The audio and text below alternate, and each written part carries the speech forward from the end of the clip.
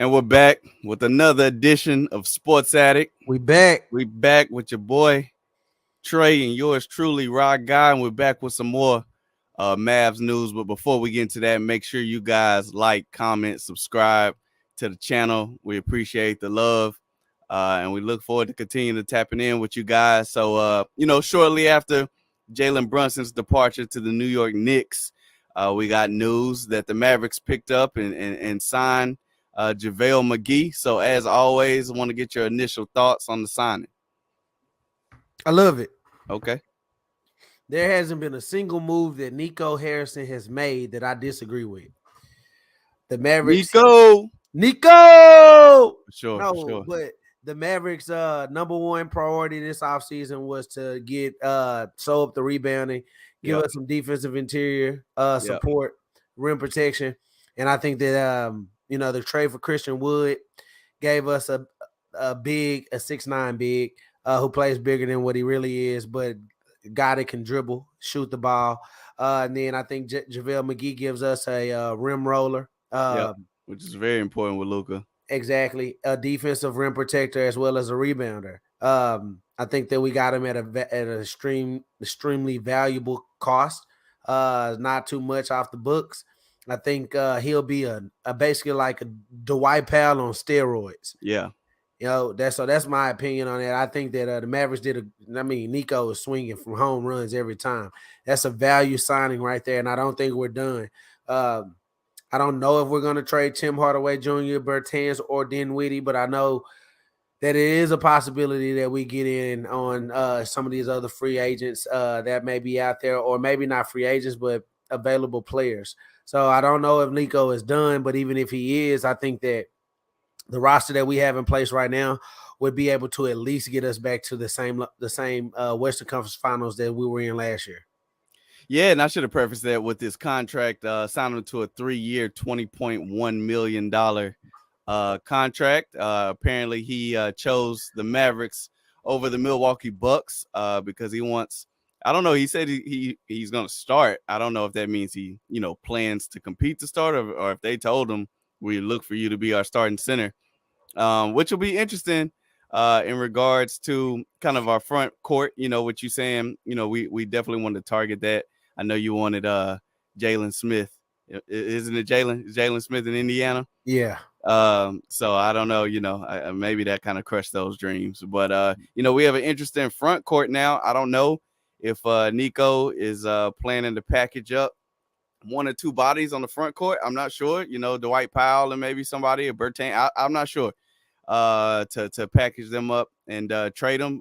So right now, I don't know, if they've told him, JaVale, we look at you to start, because I would assume that pushes Christian Wood to the 4. And then, at 3, I would assume Doe, Tim Hardaway Jr., and then Luka, kind of rounding it out as the starting 5. So, kind of interested to see. But JaVale, all the things you lamented, a great rim runner, can block shots, and then underrated perimeter defender. He can get out there and move his feet. I mean, I vividly remember us, when we beat Phoenix, that he plucked Luka one time 1-on-1. Took it down court for a dunk. Took it out down court on a dunk. What's crazy about JaVale, and man, good for him. Being in DC, I remember his time here with the Wizards. But JaVale was always, the butt of a lot of jokes. He was on Shaqtin' a Fool more times than we can count. And it was really kind of on the cusp of, you kind of felt like you wouldn't be surprised if JaVale was out the league, in some of those stints.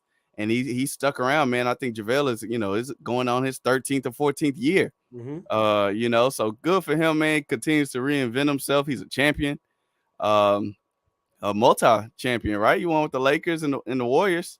Mm-hmm. If I'm not mistaken. So yeah, championship, that's important, knowing what it takes to be on the championship team and what that all entails. So, I'm excited about it in terms of just, pieces by piece. We've never really been a team, and hopefully that changes with having a talent like Luka, but you never really expect to just get the boom, first day, big time free agents coming to Dallas. That's never really been our thing. So it's just really important to kind of build the stable piece by piece. So I'm happy with the signing. Again, I look forward to continue to see how Nico wants to round out the team, the people he's targeting. You hear the rumors, maybe they have some validity to it, but I look forward to continue to see what we do. Mm-hmm. No, I am, and like you said, whether JaVale McGee was told that he was going to start, I'm pretty Right, sure that was a part of the negotiations if that was right, his determining factor. So, who cares if he starts every game this season? I mean, Dwight Powell pretty much started most of the time for us as well, but right. it's about who finishes the game. Absolutely. And not only that, if if we want to start JaVale McGee, 82 games out the season, I don't care about that. Was what the big thing about him signing with the Mavericks is that he is going to provide us another big body, another rim roller, another Yep, um um shot protector, yep, rim protector. That's what he's going to bring us. So in the playoffs, it's about matchups, right? So it's no guarantee that he's going to start in a particular series if that matchup is not favorable for us. What he does give us is another tool, another yep. weapon that we can use to be more versatile. For That particular way we can matchups. match up with multiple teams. Absolutely. So I wouldn't be surprised if in some games JaVale McGee starts the game, but the majority of the game we go with Christian Wood at center Yeah. and maybe Finney Smith in the game with Bullock or something like that in a small ball type of situation, just to spread the floor out.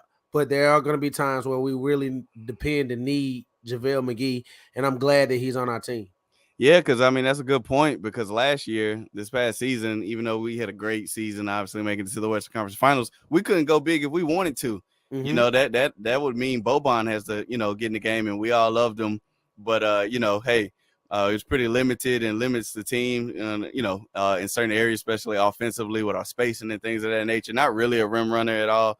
Catching lobs, just like if you can get it to him, and he and arm's length of the goal to dunk it, good for him.